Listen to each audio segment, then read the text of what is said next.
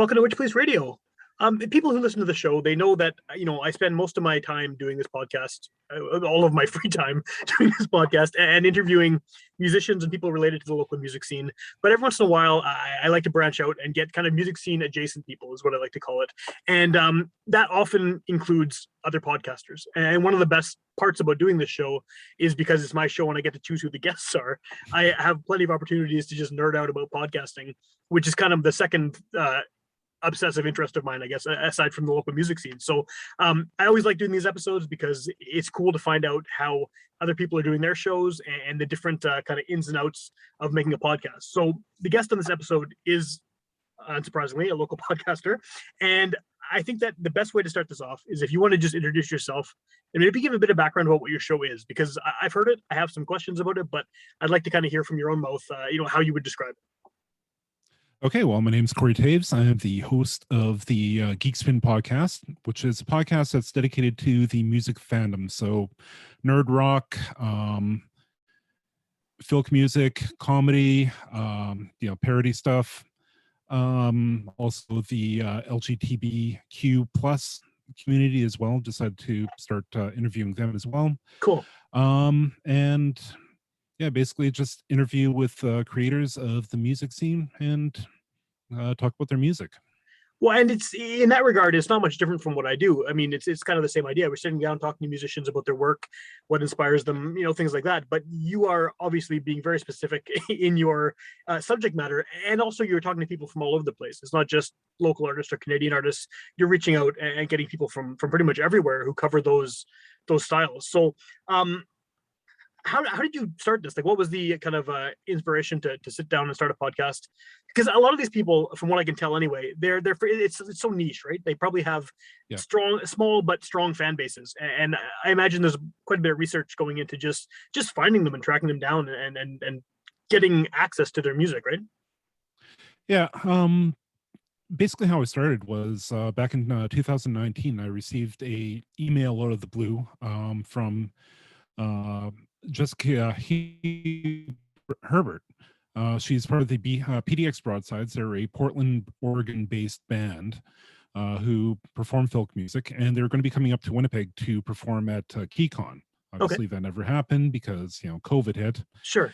But at the time, I was trying to get them onto the Sean Geek podcast, but we just never were able to kind of nail down a time and have them on. So I kept thinking to myself, okay, well, it's really a shame that there isn't a podcast that's dedicated towards just geek music. And I thought to myself, well, why don't I start doing that myself? Yeah. And so that's really kind of where it started. And I've always had an interest in music, so just being able to track down artists and talk to them about the music, it's something that I didn't know was missing from my life. Yeah, I can see that for sure. I mean, you seem enthusiastic about it on your show too. It seems like you're legitimately, and that's what makes a good podcast, I think, too. Is if the interviewer seems legitimately interested in what they're talking about, that comes through, and I think that comes through on your show for sure. Yeah. So oh, go ahead. Yeah. Well, you had asked about how do you track down these bands, and it really did start with the PDX Broadsides. I went to their Bandcamp page, started listening to music, started realizing, okay, this is something that I'm really enjoying. One of the songs, Nathan Fillion, Please Take Off Your Pants. I immediately had to go and grab my wife, and it's like, honey, listen to this. You got to listen to this. And, she's become a huge fan of them as well. And from there, just kind of branched out by looking at the bands that they were recommending. And then I looked at those bands and who they were recommending and just kind of branched out from there. Initially, I was a little worried that I was going to wind up doing a podcast based around the Portland, Oregon music scene because, that's apparently there's a very large nerd music community out there. But ultimately, I wound up, finding people from all over the world, right down to, the UK and Australia. Cool. So it's been quite the journey so far, and it's only been a year. Yeah, that's awesome. And you've obviously every time you interview someone, that leads to more connections. I'm sure they recommend bands or they mention someone on that interview, and you kind of can backtrack from there and find more people. Yeah. It's also led to a chance to, speak with some musicians that I was listening to back in my early 20s. There was a band that I used to listen to called Boiled in Lead. They were a Celtic folk rock band, and so I wound up through one of the other bands that I'd interviewed, Cheshire Moon. Was mentioning, we started talking about, different music and different bands that we enjoyed, and I'd mentioned, Boyle and Lynn. It's like, well, you should talk to Adam. Oh, yeah, Adam Stemple. He's the lead singer of the band for a while. It's like, okay, yeah, just give him contact him. Just let him know that we recommended you, and next thing you know, I'm talking to this musician who was also the son of a fantasy author that I really enjoy. Oh, cool. So yeah, it was just it was one of those cases where I didn't really think, this is somebody that I would ever get a chance to talk to. And next thing you know, here I am, and, tracking down these people and starting to interview them. So yeah, it's been really, again, like I said, it's been quite a journey so far. Well, and I guess that kind of umbrella category of geek music, it covers a lot of different genres, right? I mean, I do want to get into what the hell filk is, because that was a new one for me. But just in general, I mean, you could have a punk band playing that kind of theme music. You'd have a rapper, you could have a folk thing. It doesn't matter, right? It's just it's a really wide umbrella genre. Yeah, actually, one of the first bands that well, not the first bands, but early on, one of the bands that I interviewed was Hawthorne and Holly, who are fans of the Harry Potter fandom, and so they do punk music based in the wizarding world. And there's a lot of bands that are doing that. Another punk band that I really enjoy is Thundering Asteroids.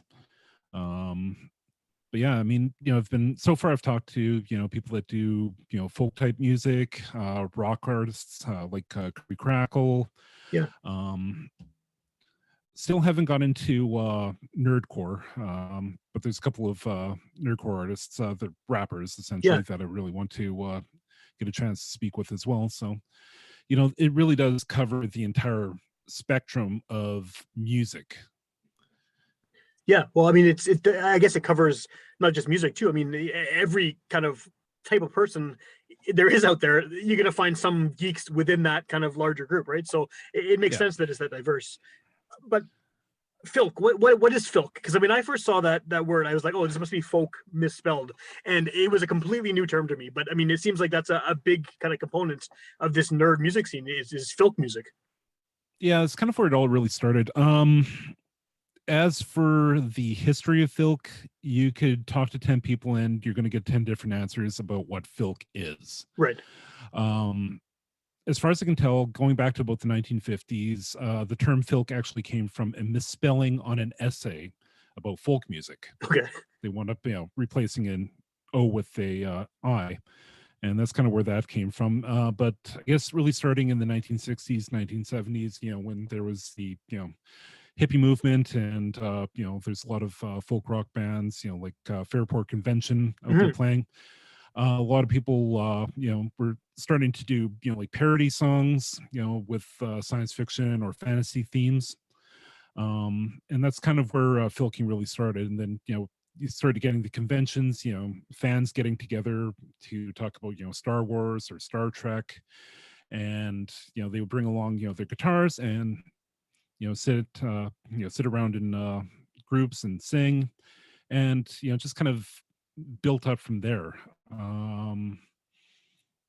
So it's been going for quite a while. I think the 70s where it really started.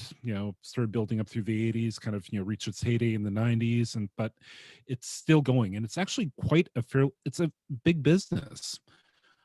Just recently, OVFF just wrapped up. That's kind of one of the biggest filk festivals in North America, at the very least. Okay. It's the Ohio Valley Filk Festival, where they usually also have the Pegasus Awards, which are like the Grammys of filk music. Okay. I was actually very pleased that one of the first band that I'd actually interviewed, the Faithful Sidekicks, wound up getting the Best Performer Pegasus Award, as well as the Best Mad Scientist Pegasus Award as well. So, it's. It's one of the big. is there a community out there like people like you doing this kind of thing? Are people interviewing these artists for websites and zines and podcasts and things like that, or is it still something that's kind of needs to grow in that sense? No, it's been going for quite a while. I mean, I'm one of the newer people that have been doing interviews with the folk music community. Um, the band Cheshire Moon that I mentioned earlier, Eric Coleman has a podcast called Filkcast, Okay. where he plays music of folk music, but not just focus on folk music. Also does some nerd rock and other bands in that genre. So he has a weekly podcast at filkcast.com if anybody wants to go check it out. So it's not just him; it's also his wife, Lizzie Crow, and again, they're also folk performers themselves. Okay. Cool. Is there much of a scene for that here in Manitoba, or is that something that I mean, because obviously you're not just talking to local artists. Clearly, based on your show, you're going all over the place. But do we have maybe not even filk? Do we have a nerd scene here, like in terms of music? Not that I've been able to find. One of the bigger, well, one of the bands that was playing folk music was back in the 90s and early 2000. That was Dandelion Wine. Okay. Who also had Dave Clement, who's fairly well known, is one of the bigger names in folk music. Most filkers, if you say the name Dave Clement to them, they're going to know exactly who you're talking about. Somebody that have been working to get on the show as well. Cool. But he's local, and he's been part of the Fanish community since the very beginning. Beyond that, we've had like the Weird Sisters. They could be considered filk in a way. They're definitely they got that folk fantasy element. And Lorena McKinnon, could even in a way be considered filk with her more ethereal, but again, fantasy based lyrics. And so again, it's really hard to really pin down what folk music is, especially nowadays. It's kind of you got the niche, you got the smaller bands, but at the same time you got these larger bands that are doing what could almost be considered nerd music, going so far as even say Gwar.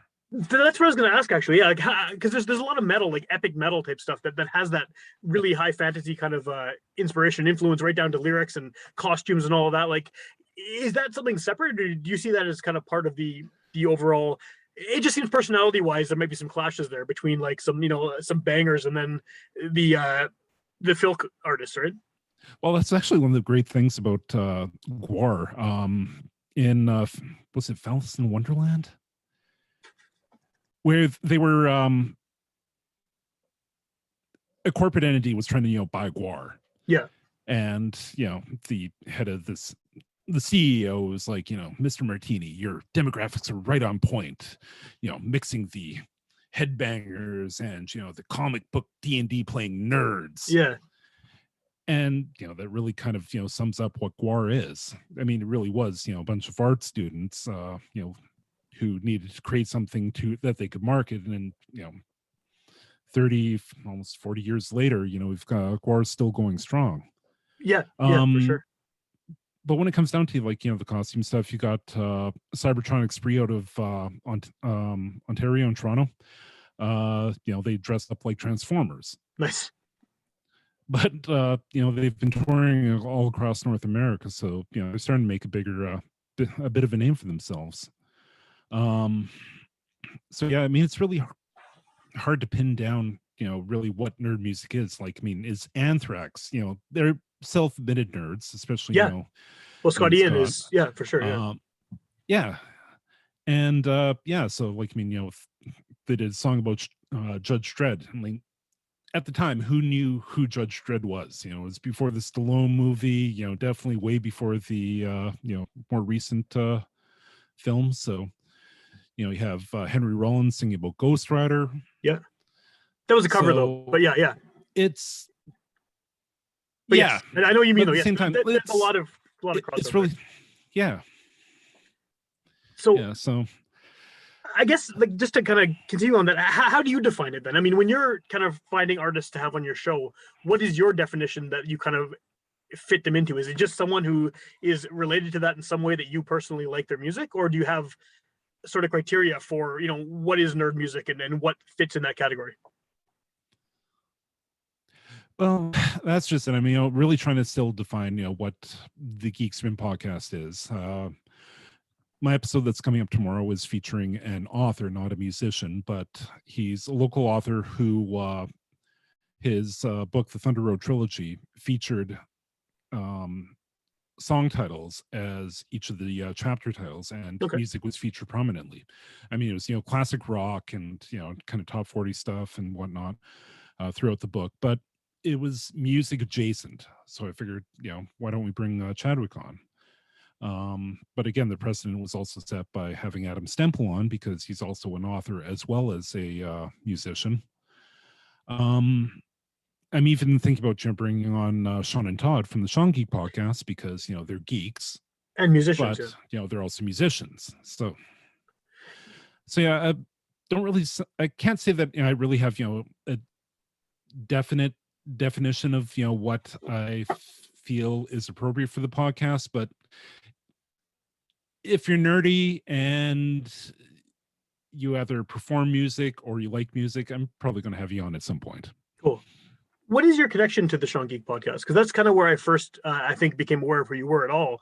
It is from your connection to those guys, and this kind of almost seems like an offshoot of that in a way. I mean, you're covering very different material, but they've been doing this podcast for a long time. You've been involved in their whole universe in a number of ways throughout the years, right? So what's that connection? Where does that come from? Well, Sean and I met back in 2002, I guess it was.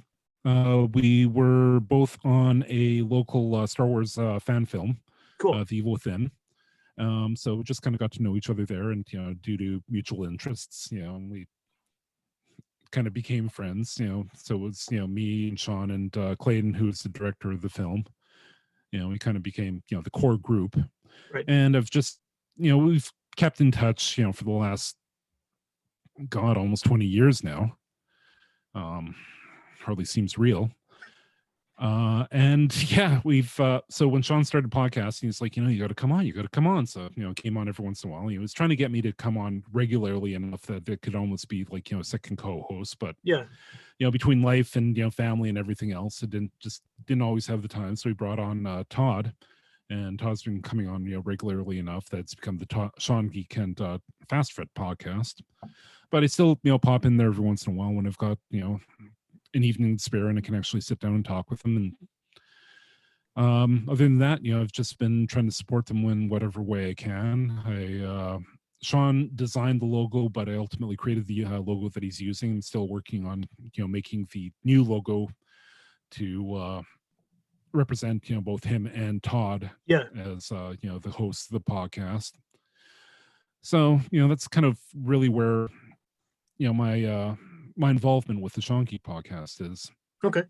What do you think that, I mean, I was kind of thinking about this the other day too, is that all of this stuff that even maybe 15, 20 years ago, maybe a bit further back, was seen as just like kind of by the general public as this like loathsome geek activity, like comic books and video games and all these things and D&D and all these things that weren't cool, that are now incredibly mainstream, especially in terms of comic book movies and things like that. Do you see this, like, is there a bubble for this stuff? I mean, I think you're coming at the right time to do a podcast about this kind of material, because there is so much interest from everywhere. But do we ever run out of I mean, did superhero movies ever get lame? Do people start hating them eventually, or video games? I can't see that ending, but you know what I mean, right? Yeah, I understand what you mean.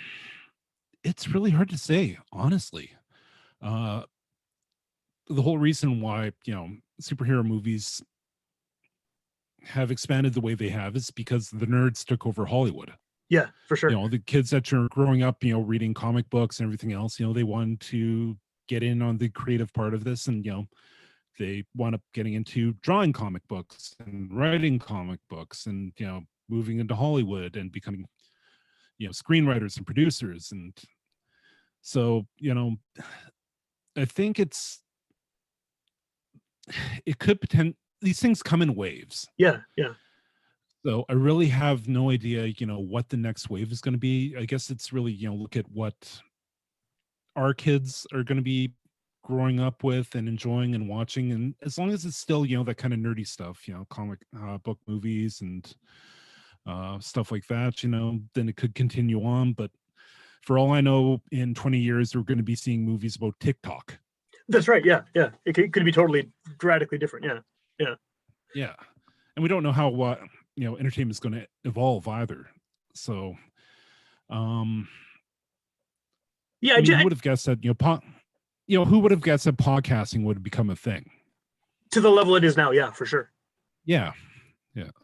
It's just, I kind of feel almost like, now that this stuff is the mainstream, I feel like the next generation of nerds, whatever they are going to be, is going to be something radically different, because this is what their parents are doing. This is the now the cool thing to be into like the Avengers and shit.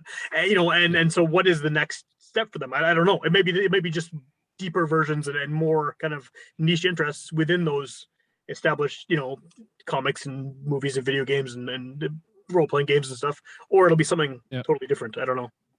Yeah, well, look at what we hate, and chances are that's probably going to be what our kids are going to enjoy. So TikTok. Yeah, TikTok. Yeah, basically. Yeah. What? But oh, go ahead. Oh, again, just kind of look at what's popular right now with kids. A lot of anime, a lot of video games. So I'd imagine the trend's going to be continuing for a little while. Yeah. I hope so. Because it's kind of a nice thing to be popular. I definitely was a different kind of nerd as a kid, but like for hockey stats and records more than. Well, but I did have comics and stuff, and it was always exciting to see like that this is becoming cool again, because it's. I think all of those different kinds of fandom, whatever it is, whether you're into, there's a certain degree of like obsession that goes into it, and so usually when someone who is that obsessive creates something, it's going to be good because they've devoted like such an extreme amount of their time and life towards it. So I think that's why this has lasted as long as they have, things like these movies and comics kind of having a resurgence, because the work ethic is there. Yeah. You can also look at how things have evolved. Star Trek, for example. It started off from the Gene Roddenberry Generation 1, and has slowly evolved over the years. And Picard is like say the Picard series. It's really far removed from the original Star Trek. Because it's more adult. It's more violent. It shows more almost depressing reality. The same thing could be said with Star Trek or Star Wars as well. Just the way that it's evolved over the years. They've expanded a lot on the mythology, but for a while there, there's people were getting sick of it. Yeah. Especially when the original trilogy, or when the prequels. The prequels came out. Yeah. And people were just like, okay, this is just too much. They look beautiful, but at the same time, it's starting to get a little lame. Yeah. And Star Trek went through, Star Wars, Star Trek, went through that, back in the 90s, kind of hit the peak at First Contact. And then from there, the movies kind of slowly went downhill in terms of quality. So it's been coming in waves as well. So as long as things kind of keep cresting, hopefully they can keep the momentum up. Whether or not they will, I don't know. Is with things like that, and I've had this conversation too with friends who are super into Star Wars. I love Star Wars, but not to that degree. But I have people who I know people who will absolutely debate the minutia of every movie, and whatever. I've had the millions of movies they're making now and shows and everything, and they get super deep into it, which is awesome. But is there is at this point, does it seem like it's mainly more to just keep the next generation getting into it, rather than like, do they care about your people in our age group, about who want to see Star Wars, or is it just like, we'll throw them a bone, but now we need the 15-year-olds to jump on board with everything, not just Star Wars, or Star Trek or comics, but it seems like it's this self-propelling kind of juggernaut right now, where it's just They're definitely doing a lot of fan service, especially within the Star Wars universe. The Mandalorian has brought in live action, figures that nobody ever thought we would see. Bring back Boba Fett. That was just brilliant. Yeah. Um, even the horribly CG'd Luke Skywalker. Spoiler alert. At the end of season 2 was, I mean, I kind of figured it was coming, but I still got excited. When I realized, saw the X-wing coming in, and it's like, that's Luke, that's gotta be Luke. So they're doing a lot of fan service still, but I think Disney knows how to keep people coming back for more. So they're going to be bringing the talent, they're going to be bringing the writers, they're going to be bringing the people that know what the original fans want, but also are going to be able to create stuff that to bring in new blood.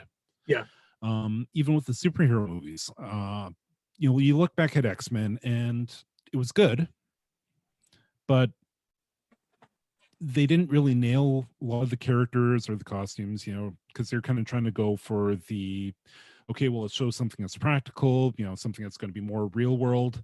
And over the years, they've slowly been moving towards, trying to represent, comic book accurate costumes on screen without making them look absolutely ridiculous. And even then, you got like shows like Loki or well, actually anything in the MCU, they try to show the character in their comic book costume, even if it's something along the lines of Luke Cage, Iron Man, where Power Man. Sorry, I'm just completely lost all cred with the nerd comic book community there. There goes your audience. Yeah. But when they brought him on, wearing the yellow shirt and the steel band and chains around, he looks himself in the mirror and goes, "You look like a damn fool." Yeah. So again, they're trying to they're still trying to create that fan service and bring stuff that people want. I mean, the new Transformers movie that's coming up, they're bringing the original designs of the Autobots back. You're going to have Optimus Prime, at least as a vehicle, looking like he did in the original cartoon series. So I think they're trying to they're trying to keep the old fans there and bring in new generations and new blood. So hopefully, again, this will keep things going for a little while. Well, I guess some of these franchises can go on forever. I mean, I can't see them ever, now that Disney has their hooks in it. I can't see Star Wars or Marvel stuff ever stopping, really. They have so many storylines and characters from all the previous media they can just recycle and reuse for forever. But again, the problem is at some point, people might start getting a little bit sick of it. That's true. For a while there, we had, again, with Star Trek, we had Star Trek Next Generation, Deep Space Nine, Voyager, and people were just like, okay, it's too much Star Trek. It's diminishing returns every time too, right? So yeah.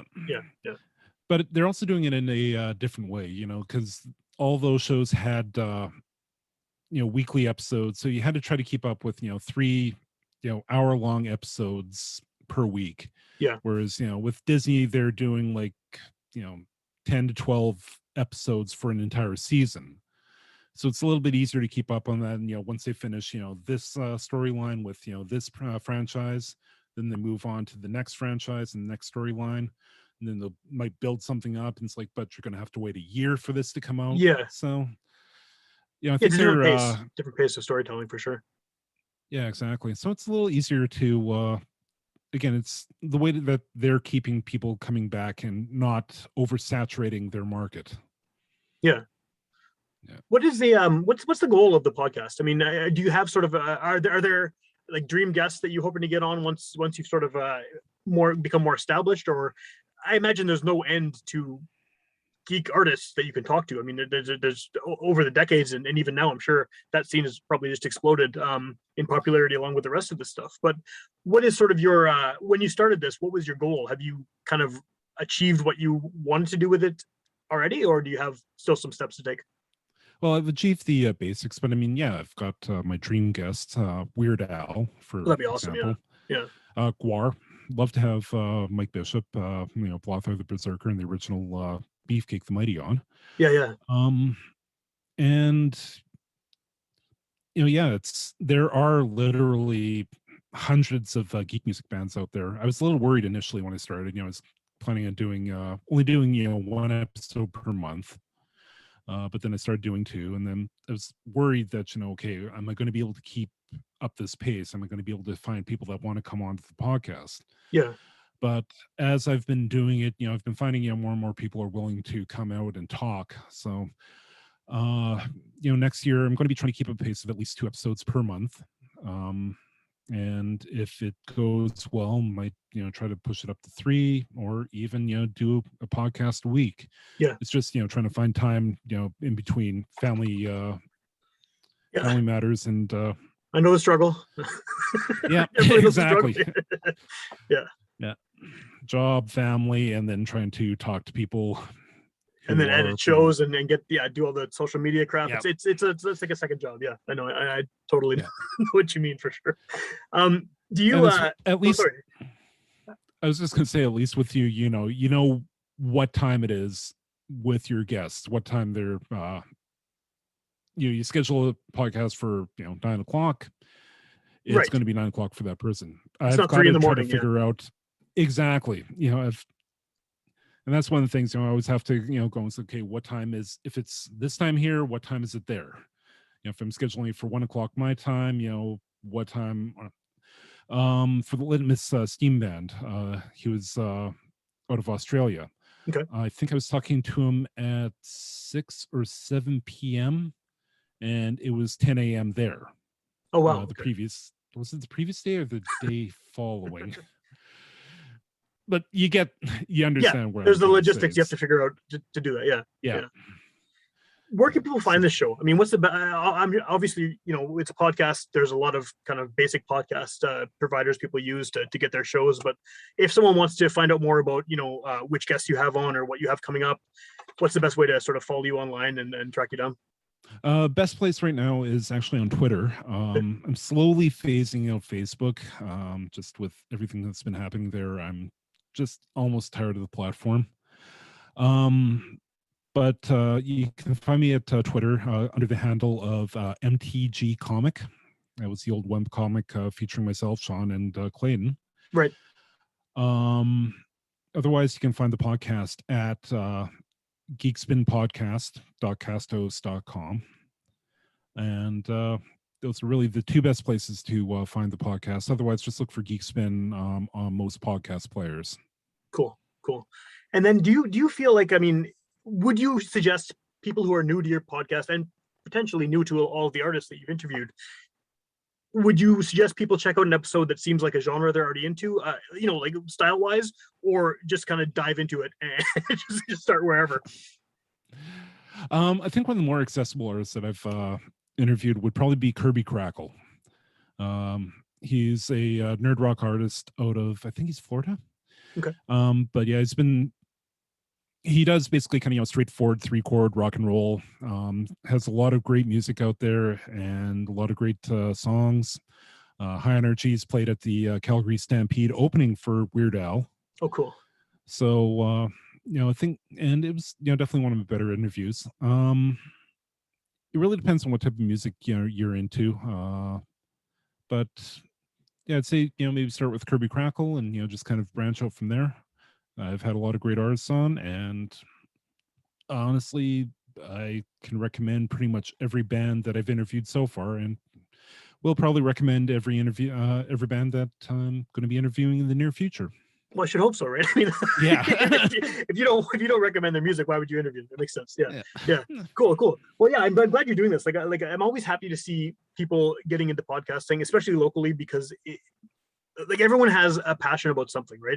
Whether it's the local music scene or comic books or politics or whatever. I mean, everyone is into something to a degree that's unreasonable to everyone else, right? So it's always nice to see more people kind of pursuing that passion. So I'm glad you're doing this, because like I said, I think everyone you've had on your show, and I haven't listened to the whole archive yet, but I've listened to a few of them. They're all new to me. Like, I have never heard a single note by any of these artists. So it's definitely cool to kind of get introduced to something completely out of my comfort zone. So it's nice to see more music podcasts in Winnipeg, especially covering something so different.